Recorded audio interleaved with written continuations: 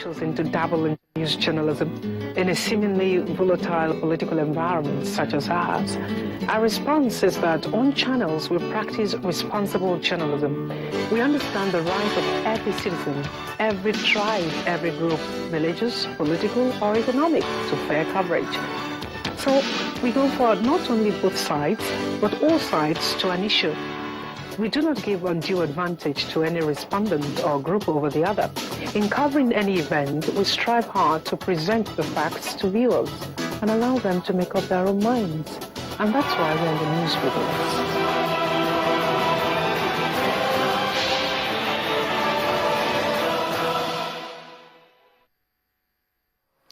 Welcome back. Members of the House of Representatives and Nigerian Content Development and Monitoring Board have lauded the Lagos Deep Offshore Logistics Base, LADOL, for abiding to the local content laws of the country.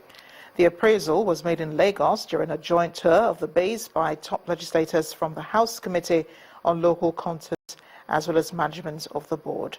LADOL is developing on a 100-acre property, a free zone with robust and technologically advanced infrastructure that can operate safely and efficiently to support high-value industrial projects. With a vision to develop Nigeria's first 100% privately financed high-value industrial free zone, LADOL is set to provide hundreds of jobs and ensure that Nigeria becomes the industrial hub for West Africa. And this is why today's guests are important. They are members of the House of Representatives who are here on an inspection tour of the facilities and to ensure the local content quota is being adhered to by its technical partners. But first, the Managing Director leads the team on a tour of the facility, where the first floating production storage and offloading vessel, FPSO, to be made in Nigeria is being built. And it is also the largest. After the presentation, the team passes judgment. What you are seeing today is a testimony that yes, local content is working. That is short and simple story about LADOL. And this is what we need to drive Nigerians to see the need to establish this kind of businesses to ensure that Nigerians build capacity and ultimately transfer technology and then domicile some of the industry spend within the country. For the chairman of LADOL, it's been a long journey, but the effort has been justified. When we started, we knew exactly where we were going because we had experience in the oil and gas industry. And we also recognized that this was 10 years ago, that around now, there'll be a huge demand and market for these facilities. So we started 10, 11, 12 years ago. And we're very gratified that today we're clearly a success story. However, in terms of our further development programs, this is just the first of many other programs that we have in the pipeline. With the country looking to join the big league of developed nations, LADOL is blazing the trail for others to follow. Time for sports news now. Charles Aruka has the latest from Wimbledon.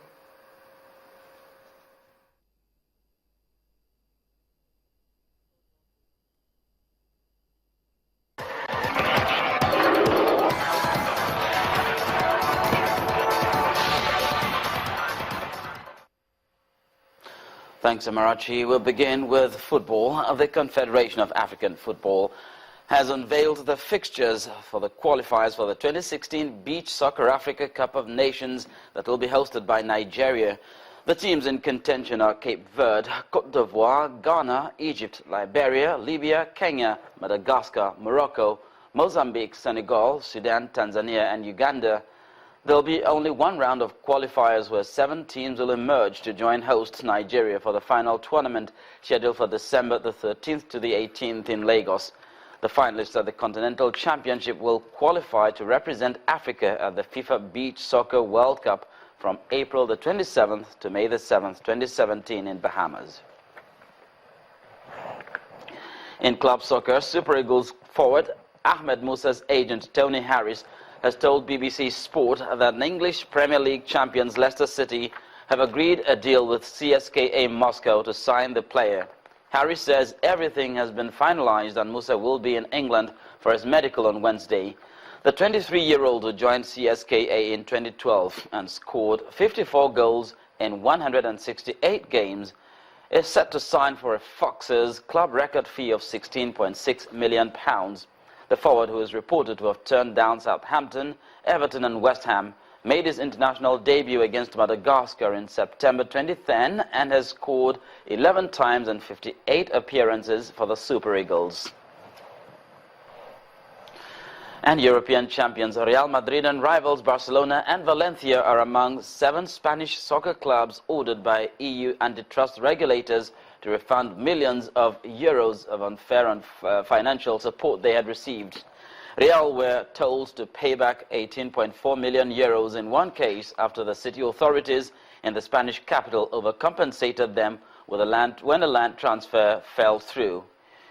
European Commission spokesman Ricardo Cardoso said football clubs have to abide by EU competition rules just like any other sector of economic activity.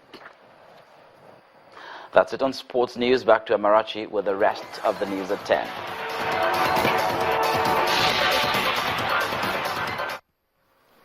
Young aspiring writers in Nigeria have been tasked on the need to develop their creativity to promote social economic development in the nation. That advice is coming from the Managing Director of Nigerian Breweries, Mr. Nicholas Valverde, at the 2016 Literary Evening held recently in Lagos. Nigeria's literary icon and founder, the Creative Writers Workshop, Chimamanda Adichie, also urged Nigerian youth to tap into their creativity to change society for the better. Supporting the development of budding creative writers is Nigerian Breweries PLC's primary objective of sponsoring the 8th edition of the 2016 Literary Evening with renowned Nigerian writer Chimamanda Ngozi Adichie.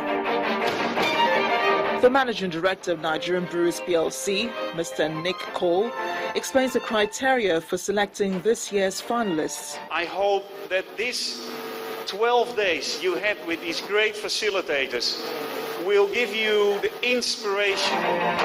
The founder of the Creative Writers Workshop, Chimamanda Adichie, shares her experience in mentoring young talents. The quality of the writing itself is better and better, which then means that it's more and more difficult to select.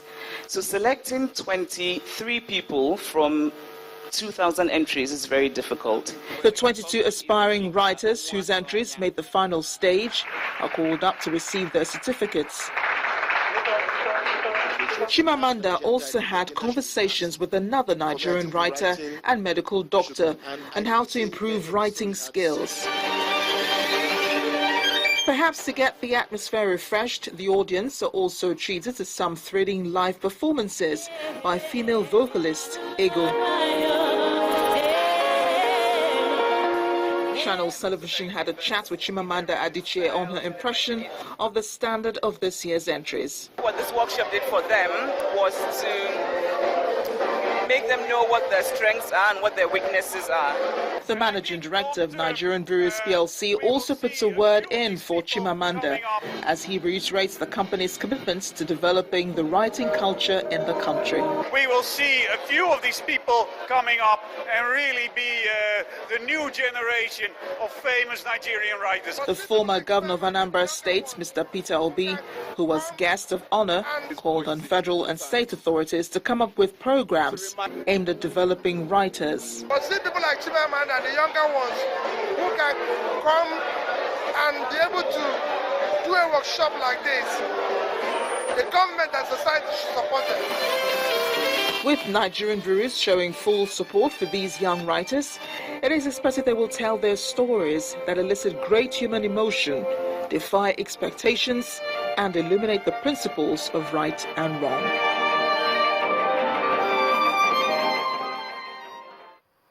The city of Medina in Saudi Arabia has come under attack as suicide bombers detonated explosives close to the Prophet's Mosque, one of Islam's holiest sites. 2 bomb blasts reportedly went off near a Shia mosque in Saudi Arabia's eastern city of Qatif, while a third was detonated close to the security headquarters at Prophet's Mosque in the western city of Medina. Witnesses said they saw body parts at the site of the explosion near Khatif's Faraj Al-Umran Mosque, which is frequented by people in the holy month of Ramadan. And the main news again.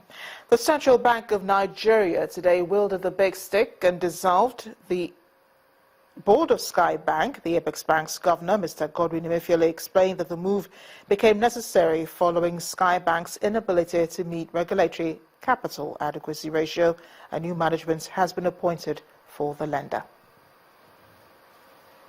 That's the news at 10 tonight. Thank you for watching. I am Amarachi Ubani. Good night.